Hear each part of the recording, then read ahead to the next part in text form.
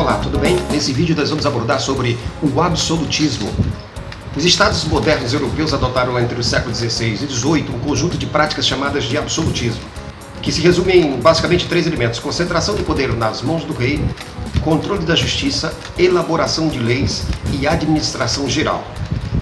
O período moderno pode ser visto como um período de transição, uma vez que os grupos sociais em conflitos, por um lado, preservam privilégios da aristocracia feudal e, por outro, abrem espaços para um novo grupo social emergente, a burguesia. Na prática, o absolutismo foi a derrocada do poder universal da igreja, local da nobreza e da formação das monarquias nacionais.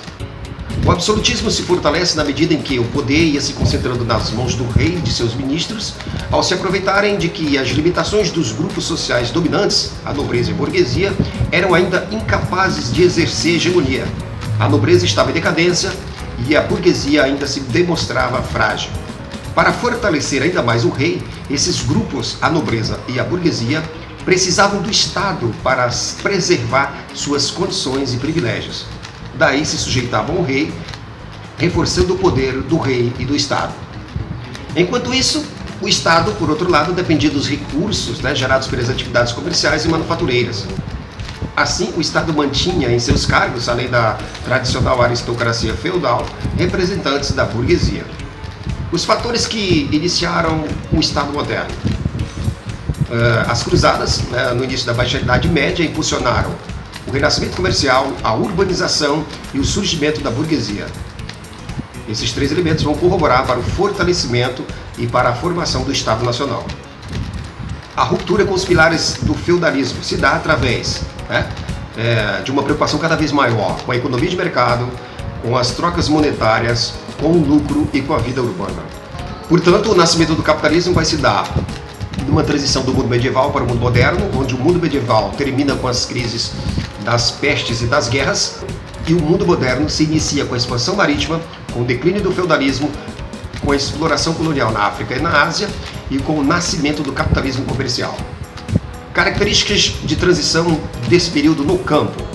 As relações produtivas variaram de feudais, senhor e servo, para o trabalho assalariado, proprietário camponês.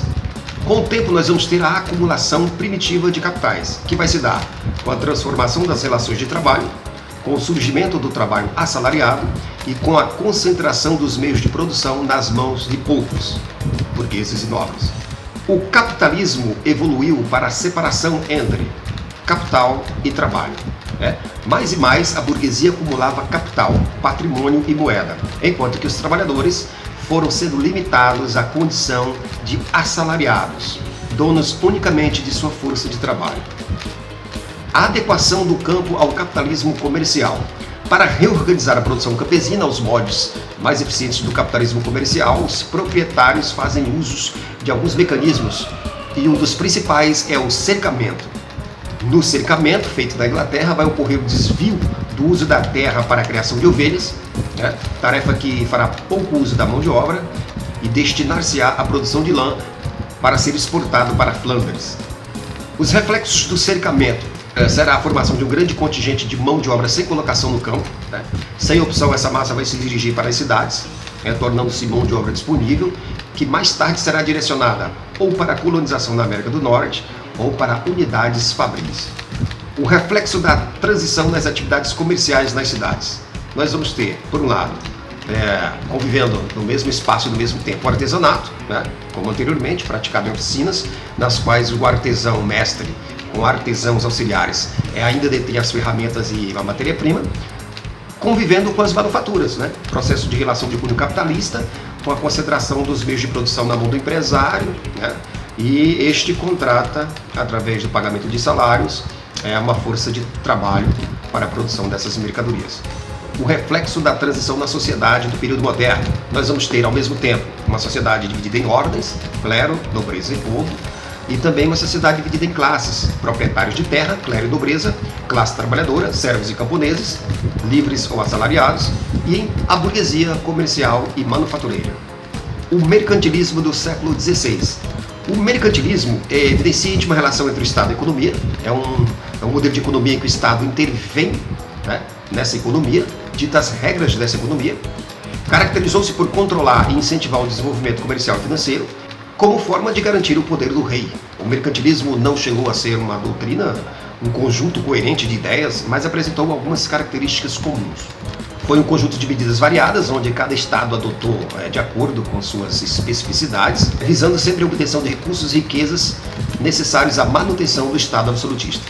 Cada estado procurou medidas mercantilistas que ajustavam-se melhor às suas peculiaridades.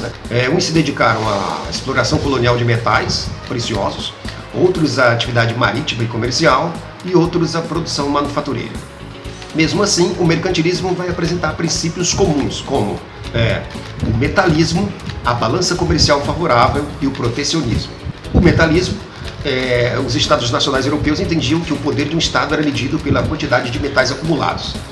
Já a balança comercial favorável era entendido como a necessidade imprescindível de manter o nível de exportação superior ao nível das importações.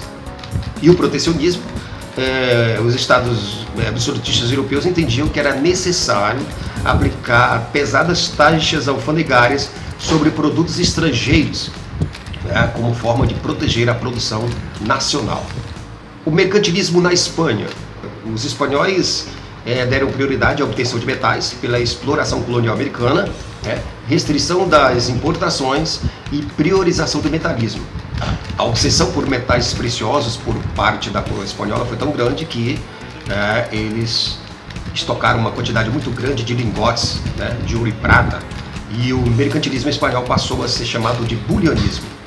Já o mercantilismo na França, no século XVII, o governo limitou as importações, procurou manter as exportações, estimulando as manufaturas, principalmente as de artigos de luxo, e criou companhias de comércio. O ministro de Luís XIV, Colbert, foi o maior defensor do mercantilismo, de tal maneira que o mercantilismo francês ficou conhecido como colbertismo. Já o mercantilismo na Inglaterra, no primeiro momento vai ser comercialista, depois industrialista. O governo favoreceu o desenvolvimento da frota naval e da marinha mercante inglesa e, paralelamente a isso, incentivou a produção da manufatura, protegendo-a com rígida política alfandegária. O mercantilismo do século XVI, na Península Ibérica, Portugal e Espanha. Os países ibéricos, Portugal e Espanha, comandaram as transformações econômicas do século XVI na Europa, através do exclusivismo colonial, onde as colônias tinham a obrigação de negociar diretamente e apenas com a metrópole, e do pacto colonial, onde todos os produtos que chegavam ou saíam da colônia tinham de passar pela metrópole. A colônia, além de consumir os produtos manufaturados da metrópole, também deveriam produzir matéria-prima segundo as exigências da metrópole. A inflação europeia por conta do acúmulo de metais. Devido ao enriquecimento da Espanha pelo acúmulo de metais, a concepção metalista predominou na Europa, mas isso vai levar ao desestímulo das atividades agrícolas e manufatureiras. E a Espanha vai se tornar dependente das importações e logo terá um saldo negativo na sua balança comercial. E entre os séculos XVI e XVII, a abundância de ouro fez ocorrer uma elevação nos preços dos produtos em toda a Europa. E por conta disso, os países produtores como França, Inglaterra e Holanda e suas respectivas burguesias comerciais manufatureiras ampliaram seu processo de enriquecimento e capitalização. No final do século XVII, quem liderava a economia europeia não eram mais os países ibéricos, metalistas, e sim os países que se voltaram para o comércio e para a manufatura. O mercantilismo do século XVIII. O mercantilismo do século XVIII na França, na França dos Bourbons, desde os ministros de Sully, Lafayette a Richelieu, o Estado incentivou a produção e o comércio e a construção naval. Mas foi no reinado de Luís XIV, com Colbert, que a manufatura francesa atingiu seu apogeu. O mercantilismo no século XVIII na Inglaterra. Desde os Tudor aos Stuarts, adotaram medidas de proteção ao comércio marítimo, como também o estímulo à construção naval, a criação de leis proibindo novos navios estrangeiros de transportarem seus produtos, como os atos de navegação, que proibiam que os produtos ingleses fossem transportados pelos navios holandeses, por exemplo.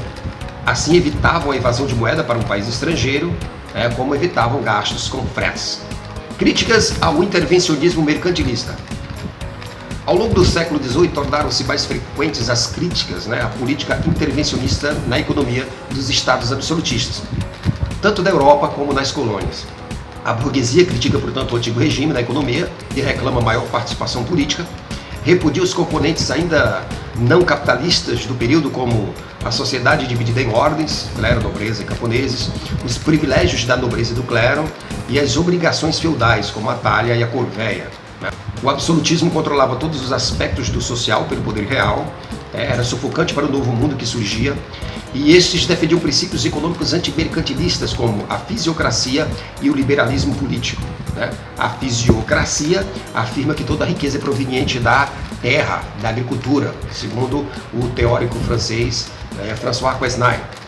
E mais na frente vem o liberalismo econômico de Adam Smith em sua obra A Riqueza das Nações, onde ele afirma que a riqueza vem não da atividade rural nem do comércio, mas vem do trabalho livre, sem nenhum agente regulador ou interventor.